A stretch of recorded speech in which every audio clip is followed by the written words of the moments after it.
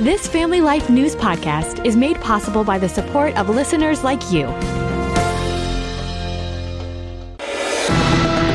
It's the Noon Report from Family Life, bringing a Christian worldview to what's happening in New York, Pennsylvania, across the country, and around the world.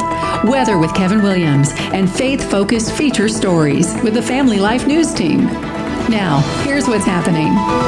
All eyes on the Middle East. A lot of moving parts there today. Good afternoon. Welcome aboard. We'll begin with Israel and Lebanon. They've just agreed to a new ceasefire. The deal includes the creation of security zones where Hezbollah militants would be banned. This renewed truce comes on the heels of that heated phone call this week between President Trump and Israeli Prime Minister Bibi Netanyahu. Iran's recent attacks on its Arab neighbors could embolden opposition against that Islamic regime. Victoria Coates with the Heritage Foundation. It shows how desperate Iran is.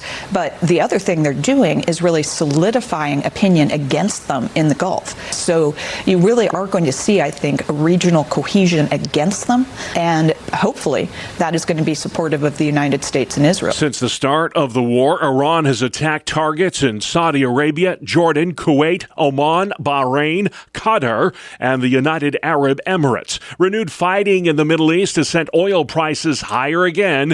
ABC's Elizabeth Schulze. Now you've got President Trump saying, we might not see the blockade in the Strait of Hormuz end until Labor Day. That's where this pain could really start to enter kind of a next level, where you could see gas prices tick up again. Regular unleaded today is averaging $4.24 a gallon nationwide. 4 Republicans joined House Democrats last night in approving a war powers resolution. That measure aimed at limiting the president's ability to wage war in Iran, largely symbolic, since he would most likely veto it, even if it did pass the Senate. It could take weeks before we know the results of the California primary elections. Fox's Anita Vogel. A former reality TV star and a former Fox News host appear to be heading into a runoff for LA mayor and California governor. Those Republican challenges in the mayor's race and governor's contest has political pundit Trace Gallagher making the following observation. There is a reckoning at hand. Democrats' command of California remains vast, but there is also no doubt the big blue monster is developing a nasty red rash. The latest poll has Spencer Pratt within 5 points of incumbent Democrat Karen Bass in the LA mayor's race. I'm going to prove to everybody this is for real, and I'm ready to run the city. Pratt, a political outsider, jumped into the race after losing his home to the Pacific Palisades fire last year. In the race for governor, Steve Hilton and Javier Becerra are locked in, the closest contest California's seen in decades. November, here we come. It does look as if change is coming to California. GOP strategist Rob Stutzman says while Hilton has run a great campaign, we should expect Becerra to be measuring curtains for the governor's office. This is California after all. Joe Pollack with the California Post. There just aren't enough Republican votes or even independent votes in California. So it's a very nice idea that Steve Hilton is going to campaign on the issues and win, but that's just not how it works in deep blue California. The Golden State has been under one-party rule for nearly 20 years. An Egyptian-born plastic surgeon won the Democratic primary for New Jersey's 12th congressional district this week. Dr. Adam Hamawi beat out a dozen other candidates for that deep blue House seat.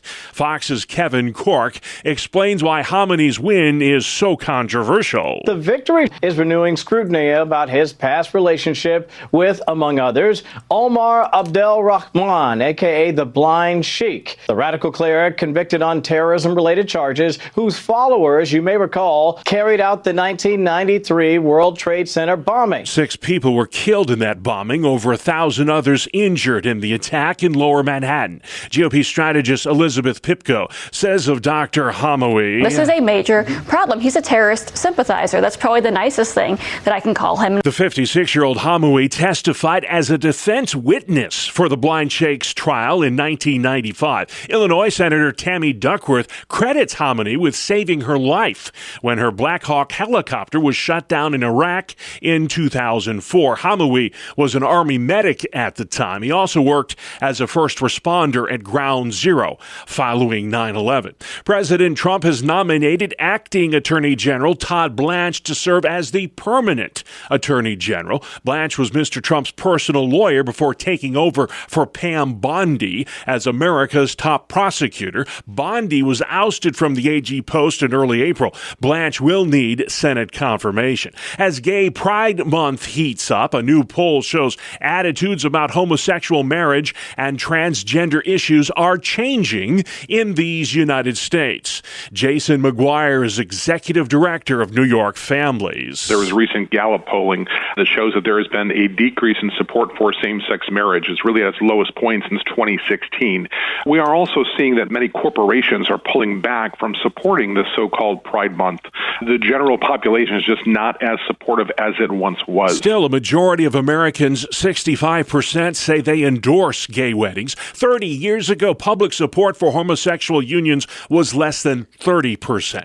According to Gallup, less than 4 in 10 Americans today view transgender rights in a favorable way. Women are outpacing men in high school and college graduation rates, and one expert thinks modern education is increasingly tailored for girls. Richard Reeves runs the America Institute for Boys and Men. The whole idea of educational success has actually become quite female-coded. We've moved away from more hands-on learning, career and technical education. 89% of girls have a high school diploma compared to just 82% of boys. The college graduation rate for girls is 10 points higher than it is for boys. That education gap extends into the workplace. According to the U.S. Labor Department, the number of men in the workplace is at its lowest level in 2 decades. 1 in 3 American men have actually stopped working. It has happened, folks. The USDA says the New World screwworm has now reached South Texas. It's the first time in decades the parasite with flesh-eating larvae has threatened the nation's cattle supply. The screwworm has only been spotted a couple of times before in this country.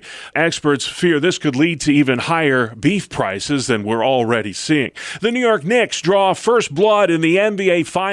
They beat San Antonio 105-95 last night on the road. Mike Breen with the call on ESPN. It's now 12 consecutive wins for the Knicks as they take game 1 of the NBA Finals. And one of the great playoff runs in NBA history is still alive. The Knicks were down 14 in the third quarter, but finished the game on an 11-0 run. Jalen Brunson leading the way with 30 points. Game 2 is tomorrow night. New York, of course, trying to win its first NBA title since 1973.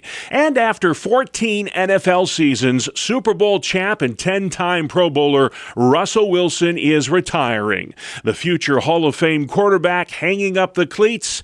He'll become an NFL analyst next fall with CBS Sports. Still to come on the Noon Report, high school sports in Pennsylvania, state of the SUNY system, and state-sanctioned suicide. It's coming this summer to New York. Good afternoon. I'm Kevin Williams. Another one just like the other one. Another fine day underway weather-wise, but there are some changes coming for the weekend.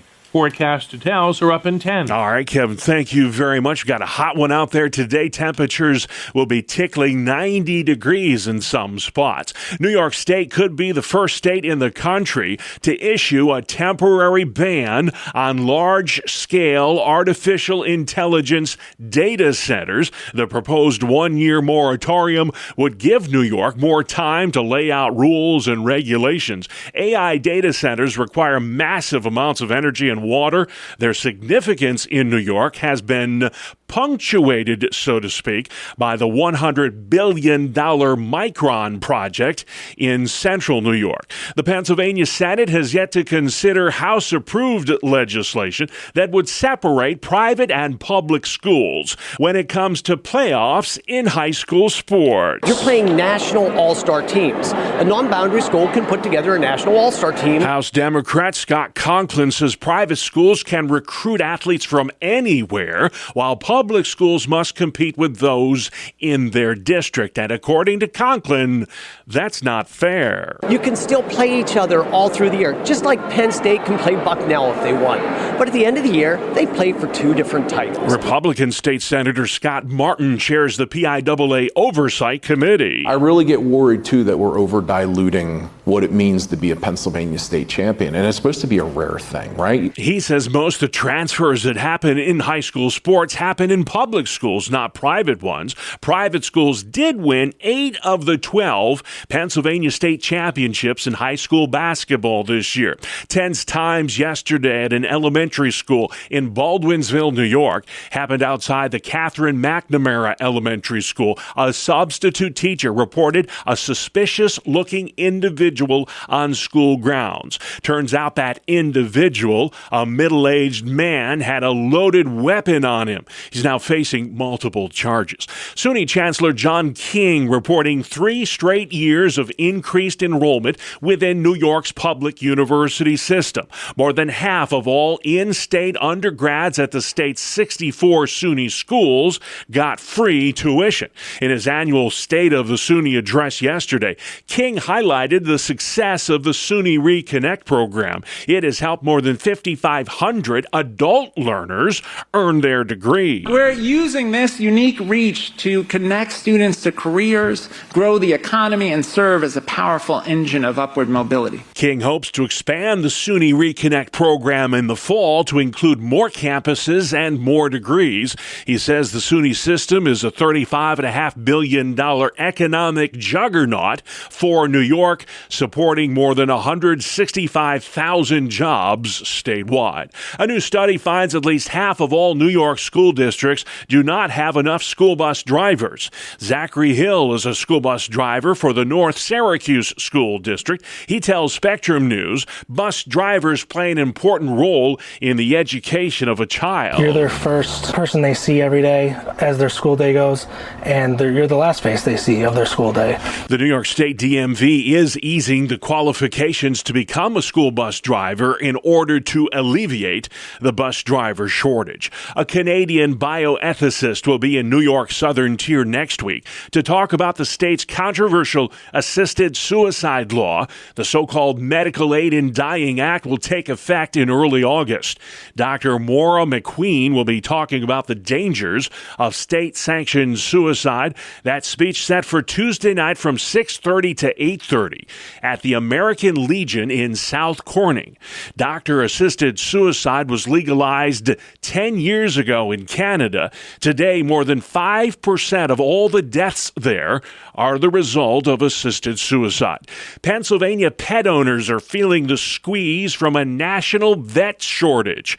Dr. Scott Panya is a veterinarian in Cumberland County. He tells ABC 27. Really, just in the past 5 or 6 years, there's been a huge explosion in the need for vets. Many times we're getting 50 to 100 calls over the course of the day for people requesting appointments. It's just so hard to find any vets. One of the main reasons for the vet shortage is the lack of veterinary schools. There are only about 30 in the entire country. A former maximum security prison in western Pennsylvania could get a new lease on life. Here's Family Life's Brian Query. The future of the former state correctional institution in Pittsburgh may be changing once again. The prison, which closed in 2017 and had been slated for demolition by 2027, is now the subject of preliminary discussions with PennDOT about possible future use of the 21-acre riverfront property.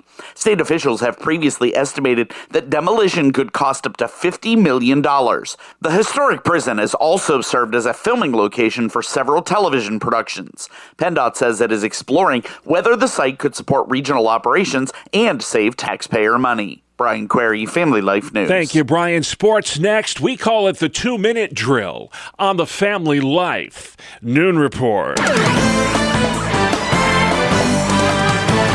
The winning streak is now 12.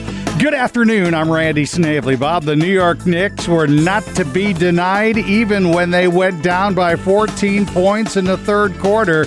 Jalen Brunson took over in the fourth, scoring 13 of his game-high 30 points, and the Knicks stole home court advantage away from the Spurs.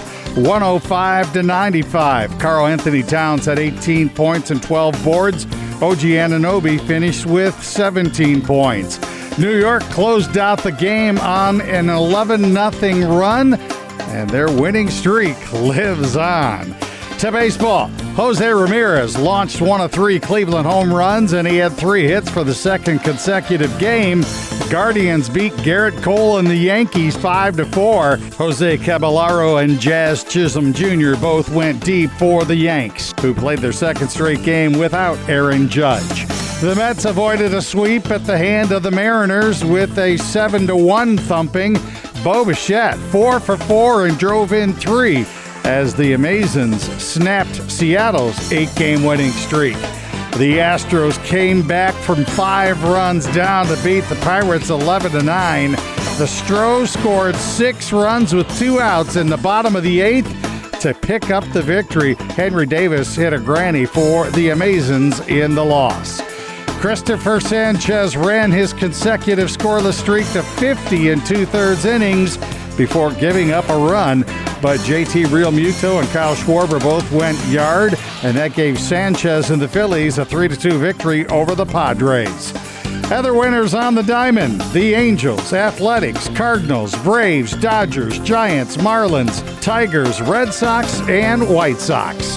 That is a look at sports. Okay, I think we got them all. Thank you, Randy. Still to come on the Noon Report. Trump's D.C. makeover, California cliffhanger, and hot weather on the way, but is it here to stay? Kev's got that forecast next. Welcome to Breakpoint, a daily look at an ever-changing culture through the lens of unchanging truth. For the Colson Center, I'm John Stonestreet. Over 13 million people have watched the recent Netflix celebrity roast of comedian Kevin Hart. Now, irreverent insults are always part of roasting, but the recent series of celebrity roast has featured increasingly outrageous and often profane jokes, from mocking abortions to vilifying women. However, Hart's roast has won the prize for the vilest yet. The extremely inappropriate comments made at this roast include about the assassination of Charlie Kirk, for example. And it demonstrates just how debased mainstream comedy has become. Even worse, in a social media context, comedy's captive to likes and shares, so the desire to provoke and to shock is ever escalating. So what is the proper approach to comedy? Can the current state of comedy be redeemed? Sociologist Philip Reif coined a unique term for understanding many elements of modern culture, including this kind of debased comedy. Cultures produce artifacts, but cultures without a moral center produce what he called deathworks, cultural artifacts that don't build up but only tear down the sacred orders of a civilization. Roasts, like the one for Hart, are a deathwork, leveraging humor for no constructive, noble, or redeeming purpose. It's just about degradation, or to borrow Carl Trueman's term, it's about desecration all the way down. Humor is a unique human characteristic that reflects the creativity and the world-making for which humans were made by God. As such, it should rise above mere profane and childishness. Now, a Christian worldview can offer the kind of moral framework that humor needs, including the ability to discern between what one should laugh at and what one should not laugh at. However, if nothing is sacred, then nothing's off limits. Truly creative comedy operates within a worldview that identifies what is humorous while recognizing and respecting what is sacred. Put simply, if everything's funny, then nothing's sacred. As Babylon Bee CEO Seth Dillon said at our 2025 Great Lakes Symposium, humor is effective as a vehicle for truth delivery and a way to expose an absurdity for what it is. The gulf between comedy that acknowledges the sacred and comedy that denies anything is sacred reveals to us truth about reality. In The Abolition of Man, C.S. Lewis described how modern attempts to remove man's moral discernment has formed men without chest. He put it this way, quote, "In a sort of ghastly simplicity, we remove the organ and demand the function. We make men without chest and expect of them virtue and enterprise. We laugh at honor and are shocked to find traitors in our midst. We castrate and then bid the geldings be fruitful." Notice Lewis's words here. We laugh at honor. In a morally castrated culture, nothing's truly sacred. In such a scenario, nothing's off limits from what's considered funny. Instead, when the counterbalance of a Christian worldview is removed and the laughing gas is emitted, we then laugh at anything. even the honorable. Such a perspective brings to mind the less than morally upright comedian Woody Allen, who sometimes would close his routines by saying, "I'm sorry, I can't leave you with something positive. Would you accept 2 negatives?" At least Allen's joke acknowledged the objective nature of mathematics. But still, even so, since so much modern comedy are death works, there's opportunity for Christians to provide something better. Comedy that's not only funny, but properly speaking, is holy. For the Colson Center, I'm John Stonestreet with Breakpoint. All right, thank you, John. Let's head outside next. Weather where you live with meteorologist Kevin Williams. Here is your Family Life regional weather forecast. The call for this afternoon, ample sunshine and warm. High temperatures, upper 70s to the middle 80s. Cooler near the shores of Lake Ontario and Lake Erie. Partly cloudy, mild tonight. Low temps, mid-50s and low 60s. Partial sunshine, warm tomorrow, high in the 80s. And on Saturday, warm, variable clouds, a couple of showers and thunderstorms moving into the area, with high temperatures, upper 70s to the upper 80s. All right, Kevin, thank you kindly. This is the Noon Report on Family Life. I'm your host, Bob Price. Great to have you with us today, Thursday, the 4th of June. Here's what's going on. President Trump pushing several projects to reshape the nation's capital. The former real estate mogul has proposed a triumphal arch in Washington, D.C. that the critics say would block the views of other landmarks on the National Mall. The commander-in-chief also wants to construct a new reflecting pool near the Lincoln Memorial. It's going to be beautiful. It's going to be American flag blue. That's the color we picked. And I think it'll be something amazing. More from NBC's Gabe Gutierrez. The developer-in-chief trying to make his mark on the nation's capital. From adding his name to the Kennedy Center to construction of a new White House ballroom. The administration also renovating the Rose Garden, adding a patio. And today, the National Capital Planning Commission is scheduled to discuss the president's plan for what he calls a triumphal arch. The 250-foot structure would be more than twice as high as the Lincoln Memorial. The president wants it to be bigger than the Arc de Triomphe in Paris, but a veterans group is suing to stop construction, arguing it would block the view of nearby landmarks. Currently looming over the White House, another massive structure, a makeshift arena towering over the South Lawn for a UFC match on June 14th, the president's birthday, celebrating America's 250th anniversary. As the war in Iran drags on, the White House continues to hold out hope for a lasting peace deal. Madeline Rivera at Fox News. President Trump still sounds hopeful despite an exchange of strikes between the U.S. and Iran in the last several days. And per a new Wall Street Journal article, U.S. officials say the president is not considering resuming an all-out war with the regime unless American troops are killed. In a rare rebuke of the president last night, a handful of congressional Republicans joined Democrats to sharply curb his war powers in Iran. That resolution, however, is largely symbolic, but it does increase pressure on the president to wind down the conflict. Votes are still being tallied in the California gubernatorial race, with Republican Steve Hilton holding on to a slight lead over Democrat Javier Becerra. Should those two wind up being the top 2 vote getters, they'll square off again in the general election come November. Joe Pollack with the California Post thinks Hilton will not be able to overcome huge Democrat advantages in California. There are not enough Republican votes or independent votes for him to win. And it's a very nice idea that you can debate the issues in California and win a statewide race against an entrenched Democrat with the support of the unions. But that's not going to take him to victory. In the race for mayor of Los Angeles, a former reality TV star named Spencer Pratt is hoping to advance to a runoff election against incumbent Democrat Karen Bass. GOP strategist Rob Stutzman, interviewed by NBC. If this is a Bass-Pratt runoff, what should we expect? I think if it's Bass and Pratt, it gets to be an ugly summer. Only about 55% of the ballots cast in California have been counted. It could be several more days before we know the winners. For 15 hours this week, the FBI tried to convince a 41-year-old man with a bomb strapped to his body not to harm the hostages he took in an office above a bank in Bakersfield, California. It ended in gunfire. ceasefire. The hostage taker is dead. All the hostages were freed. The suspect was dishonorably discharged from the army for going AWOL and was a registered sex offender. SpaceX is expecting an out-of-this-world IPO. When SpaceX goes public this month, it says it plans to raise $75 billion. That would be the largest ever stock market debut and would put Elon Musk in line to become the world's first trillionaire. ABC's Alex Stone. A new class action lawsuit takes aim at cannabis companies for not properly warning users about the dangers of recreational marijuana. Pot peddlers in more than a dozen states are being sued for deceptive marketing.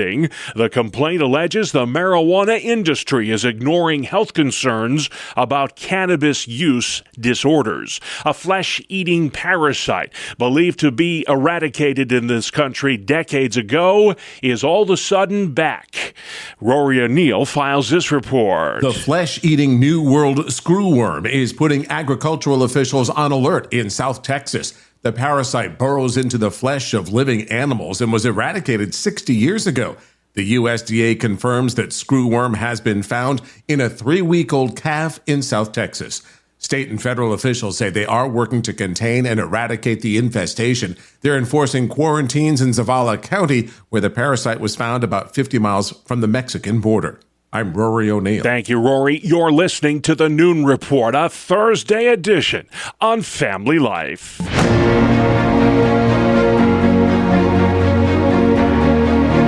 This is Faith Under Fire.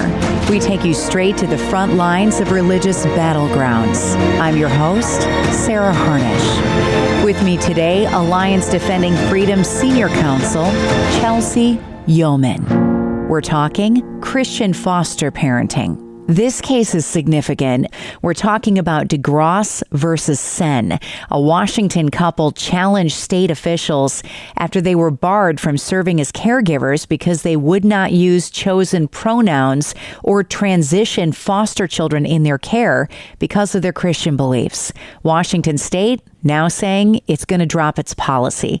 Let's dig in. I think we all know that we have a foster care crisis on our hands in many states, and this family served as a foster care couple for 9 years, and the Washington Department of Children, Youth, and Families said because you have religious views and will refuse to affirm a child's gender dysphoria, they were told they can't serve anymore. Tell me what happens next with that case. It has finally settled, and because it's settled and the department said, okay, we're going to do a better job, and the first and foremost allow children to have foster care parents in their lives, now this family is going to be able to serve again. It's just incredible to see all of these cases across the country, and the resolution is in favor of these families. We've even had groups in New York City, a group of nuns who spent their entire lives doing nonprofit charitable hospice care to help walk families through some of the most difficult moments of their lives, being told they can't serve because of issues like this. And this is just yet another win for families, and a settlement like this is very, very important towards that end. There's another case we've got our eye on called Tingley versus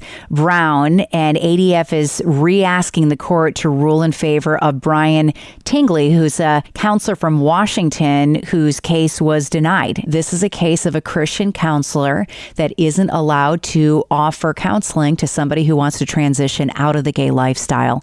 Very similar to the Kaylee Childs case that you just won in front of the U.S. Supreme Court. We're asking the district court there in Washington to abide by the Supreme Court's new rulings and allow him again to serve. For 20 years, he has had his practice and helped families, and he wants to be able to serve in accordance with his beliefs, which of course Washington did not want. And so the Childs case has a ripple effect, I think, nationwide, and goes to show when you challenge and you have courageous clients who are willing to take a stand, ultimately we do win these cases, even if it's a long battle. So what's happened to Brian Tingley in the 2 years since the court decided not to hear his case? That's a great question.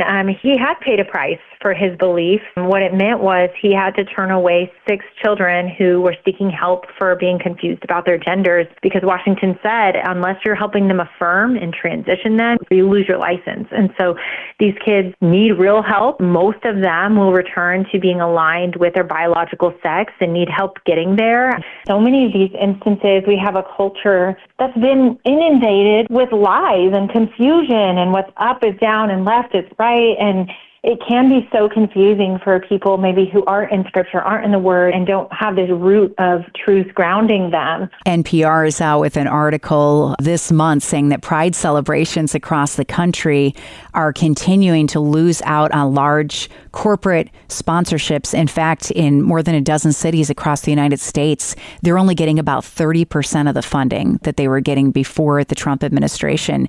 Do you think that some of the work that you're doing is having an impact culturally, that we're seeing it even in these companies just don't want to speak out on this anymore, on this issue? I certainly hope that that is the case. Cancel culture was at such a peak in 2014, 15, 16, 17, a decade ago. And because of that culture, none of these corporations felt like they could take a stand. And what it really took, in my opinion, is brave and courageous clients like our ADF clients we were just talking about, who risk it all, by the way. They risk their licenses to practice. They've risked even medicine and law and therapy licenses. Some of them have lost their jobs over standing up for truth. And when you have people willing to take a stand against something as powerful as the silence culture that had taken over our country, you start to see the pendulum swing the other way. And I hope that that is the case. I hope we continue to see this. It's okay to not just adhere to your beliefs personally, but to publicly proclaim them. And that's what we're committed to at ADF, that everyone might be more free because of the types of cases and legislation that we advocate for. Learn more at adflegal.org. Thank you very much, Sarah Harnish. The name of the program, Faith Under Fire. It comes your way every Thursday during the Noon Report or online anytime at Apple Podcasts, Spotify, YouTube, and FamilyLife.org. And finally, at noon for a Thursday, NASA says it will announce the crew for the Artemis 3 mission later this month, and those astronauts, whoever they are, will be going into space in style. Here's correspondent Bree Tennis. The astronauts will be wearing test flight suits and lunar mobility units designed by Axiom Space and high-end fashion house Prada. The space agency says the suits will maximize mobility and fit, offer thermal protection, and have built-in high-definition cameras, all at a cost of over $228 million for the development and testing of the lunar spacesuits. I'm Bree Tennis. Prada spacesuits. All right, Bree, thank you. Hey, you got to look good, even in orbit. And that's our world. The world we live in, Thursday, the 4th day of June. I'm Bob Price. Family Life News. You've been listening to the Noon Report, heard weekdays on Family Life. Thank you for listening.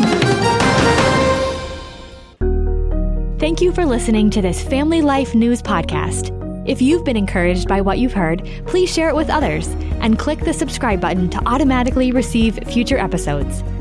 Family Life is a listener-supported ministry. Podcasts like this are made possible by your financial partnership. Find out more at familylife.org.